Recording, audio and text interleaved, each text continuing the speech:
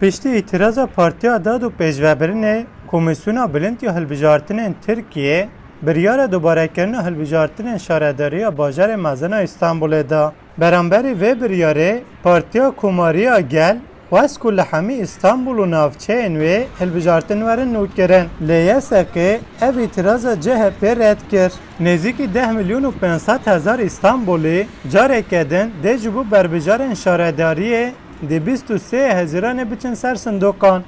Komisyona Bilîntiya Hilbijartinên Tirkiye biryara betalkirina hilbijartinên İstanbulê da. Em ê niha jî İstanbulya bipirsin gelo vê biryarê çawa dinirxînin û wê dengê xwe nû ji bo kê û li gor çi bikarbînin. Kadir Poyrazoğlu ji bo hilbijartinên İstanbulê dibêje mafê CHP hat xwarin û wiha got. Biryara Komîsyona Bilind a Hilbijartinan ya da ez bawer dikim ku li ser vîna gel pirsgirêkek çêkir. Gel ji xwe biryara xwe dabû. Bi hev dengên erê beramber çar dengên ne. Betalkirina hilbijartinan li gor min bêrêziyeke ji bo gel e. Yani bir vatandaş olarak. Lale Büyükence bawer dike ku İmamoğlu divan hilbijartinan de serketiye û ew ê jî wiha got. Böyle bir seçim görmedim hayatım. Min hilbijartinek hû sadiciyana xwe da nedîtiye. Di dema Menderes'te gelek bûyer dixewimî. Ez ji bo wê xemgîn dibûm. O ji bo vê jî ez xemgîn bûm.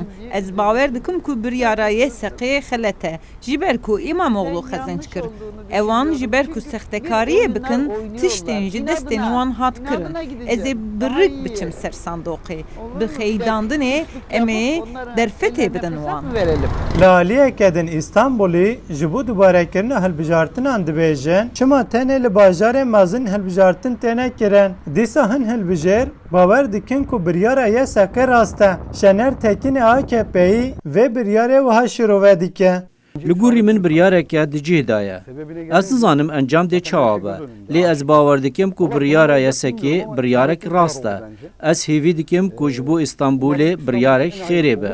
Bersivên İstanbulyan ji bo hilbijartinên İstanbulê wiha ne. Lê ji bo hilbijartinên İstanbulê hêj di mehmane. Gelo İstanbulî wê dengê xwe li gor çi bikarbînin. Membotanî, Dengê Amerîka, İstanbul.